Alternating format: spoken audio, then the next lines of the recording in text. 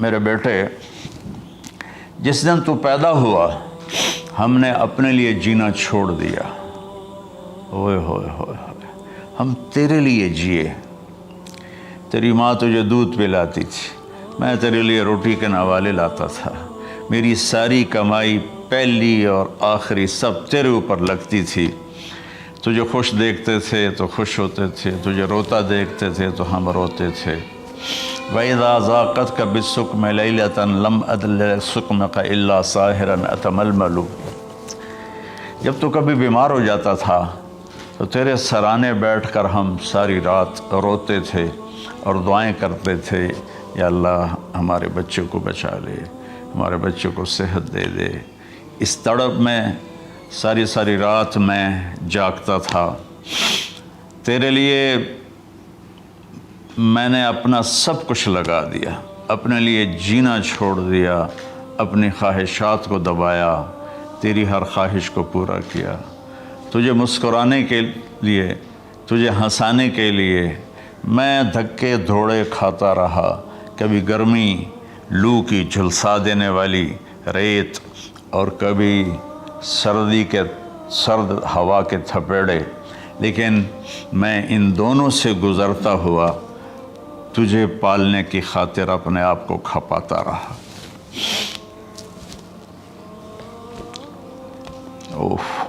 فلما بلغت السن والغایۃ التی الیہ مدی ما فیک کنت اؤمل۔ بیٹا، میں نے اپنے ہڈیوں کا رس بھی تیرے اندر ڈال دیا، صرف کمائی نہیں، میں نے اپنے ہڈیوں کا رس تیرے اندر ڈالا۔ میں نے جو کچھ تھا تیرے اوپر قربان کیا۔ تجھے مسکراتا دیکھ کر میں اپنے غم بھولتا تھا، تجھے ہنستا دیکھ کر مجھے دکھ بھول جاتے تھے، اور پھر آہستہ آہستہ آہستہ میری ہڈیوں کا گودا، میری کمائی تیرے اندر گئی، اور تو ایک خوبصورت درخت کی طرح بڑھتا چلا گیا، بڑھتا چلا گیا، بڑھتا چلا گیا، بڑھتا چلا گیا، اور میری بڑھاپے نے کمر جھکا دی اور میں جھکتا چلا گیا، جھکتا چلا گیا۔ میرا خیال تھا کہ جیسے میں اس کی انگلی پکڑ کے چلتا تھا، اب میری باری ہے، یہ میری انگلی پکڑ کے چلے گا۔ جیسے میں اسے سینے سے لگاتا تھا، پیار کرتا تھا، جھولے جھلاتا تھا، باغ میں لے جاتا تھا، یہ ساری اس کی تعبیرات کے اندر داخل ہیں، الفاظ میں نہیں ہیں۔ تو مجھے خیال آتا تھا جب میں بوڑھا ہو جاؤں گا نا تو میرا بیٹا بھی مجھے ایسے ہی لے کے پھرے گا، میرا بیٹا بھی میری سنے گا۔ یہ 100 دفعہ پوچھتا تھا یہ کیا ہے، اور میں ہر دفعہ جواب دیتا تھا یہ ہے۔ تو اب میں بوڑھاپے میں اس سے بات کروں گا، یہ میری بات سنے گا۔ میں اس کو نوالے کھلاتا تھا، یہ مجھے روٹی کھلائے گا۔ میں اس کا انگلی پکڑ کے چلتا تھا، یہ میرا ہاتھ پکڑ کے چلے گا۔ میری کمر بڑھاپے نے جھکا دی اور میں ایک خشک پیڑ کی طرح ہو گیا، اور جوانی نے تیری کمر کو سیدھا کیا اور تو ایک تر و تازہ درخت بن گیا۔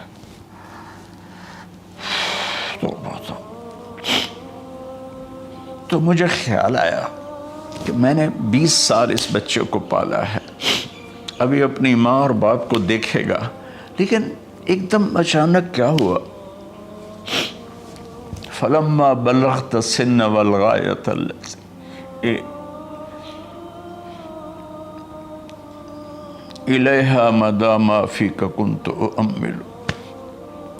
جب تو اس عمر کو پہنچا جس میں ہماری امیدیں تیرے ساتھ لگ گئیں، ہمیں بڑھاپے نے بے آسرا کر دیا، اور تیری جوانی نے تجھے ہمت دے دی، تو ہمارا خیال آیا کہ اب یہ ہمارے ساتھ وہی کرے گا جو ہم نے اس کے ساتھ کیا۔ لیکن کیا ہوا؟ جعلت جزائی غلظۃ وفظاظۃ کأنک انت المنعم المتفضل۔ تو اتنا بدتمیز ہوا، تیری زبان چھری بن گئی، تیرا رویہ زہر بن گیا، اور میری ساری زندگی کی محنت کا بدلہ تو نے مجھے نافرمانی سے دیا، بد اخلاقی سے دیا، بدتمیزی سے دیا۔ میں حیرت بھری نظروں سے تجھے دیکھتا رہا اور میں اپنی پچھلی 20 سالہ زندگی کو جھٹلاتا رہا کہ میرے خیال میں اس کا نوکر ہوں اور یہ میرا مالک، میں اس کا باپ نہیں، میں اس کا نوکر ہوں، کیونکہ ماں باپ کے ساتھ تو ایسا کوئی نہیں کرتا ہے، یہ میرا مالک ہے اور میں اس کا نوکر ہوں، اس لیے مجھے ڈانٹ رہا ہے۔ کتنے بچوں کو میں نے یہ کہتے سنا اپنے باپ کو، تو میرے واسطے آج تک کیتا کی، تو میرے واسطے آج تک بنایا کی، اور جو باپ بے بسی کی تصویر بنا ہوتا تھا وہ شکلیں بھی میرے سامنے ہیں۔ تو کمال کے اشعار، میں سوچ رہا ہوں جو میرا یہ حال ہے 1400 سال بعد کہ میرے آنسو نہیں رک رہے، تو اللہ کے نبی تو زار و قطار روئے تھے، داڑھی آنسوں سے تر ہو گئی تھی۔ کہا بیٹا جب تو نے میری ساری زندگی کی محنتوں کا بدلہ بدتمیزی سے دیا، گالی گلوچ سے دیا، دھکے دے کر باپ کو گھر سے نکال دیتے ہیں، تو بیٹا میں یہ سمجھا کہ تو نے ایک خواب دیکھا تھا، تو نے ایک خواب دیکھا تھا کہ تو باپ ہے اور یہ بیٹا ہے۔ اصل حقیقت یہ ہے کہ یہ مالک ہے اور میں نوکر ہوں۔ پھر آگے کہتا فَلَيْتَكَ إِن لَّمْ تَرَ حَقَّ أُبُوَّتِي فَعَلْتَ كَمَا الْجَارُ الْمُجَاوِرُ يَفْعَلُ۔ اچھا چلو بیٹا، تو نے مجھے باپ تو نہ سمجھا، چلو ایک پڑوسی سمجھ لو۔ عرب میں پڑوسی کا بہت خیال کیا جاتا تھا، اور یہ عرب کی شان تھی کہ اپنے پڑوسی کو وہ عزت دیتے تھے جو اپنے گھر میں ایک دوسرے کو عزت دیتے تھے۔ تو اس نے پھر اس کی طرف اشارہ کیا کہ اگر میں تیرا باپ نہیں ہوں، تیرے رویوں کو دیکھ کر تو یہی لگتا ہے کہ میں تیرا نوکر ہوں، تو میرا مالک ہے، تو چلو اتنا تو کر دے جتنا ایک پڑوسی کے ساتھ کرتا ہے۔ فَأَوْلَيْتَنِي حَقَّ الْجِوَارِ وَلَمْ تَكُنْ عَلَيَّ مِنْ دُونَ مَالِكَ تَبْخَلُ۔ تو پڑوسی پر تو عرب خرچ کرتے ہیں، تو بھی تھوڑا سا میرے اوپر خرچ کر دیتا اور تو بخیل نہ بنتا، اور میرے خوابوں کو چکنا چور کر دیا، میری امیدوں پر پانی پھیر دیا، میرے بڑھاپے کو ذلت اور رسوائی میں بدل دیا۔ اچھا میرا پتر جا خوش رہو۔ ماں باپ کہاں بد دعائیں کرتے ہیں؟ تو میرے نبی کی آنکھوں سے آنسو، یہ ساری داڑھی تر ہو گئی، تو آپ نے اس کے بچے کو گریبان سے پکڑا اور جھٹکا دے کر دھکا دے کر دفع ہو جا، انت و مالک لابیک، تو اور تیرا سب کچھ تیرے باپ کا ہے۔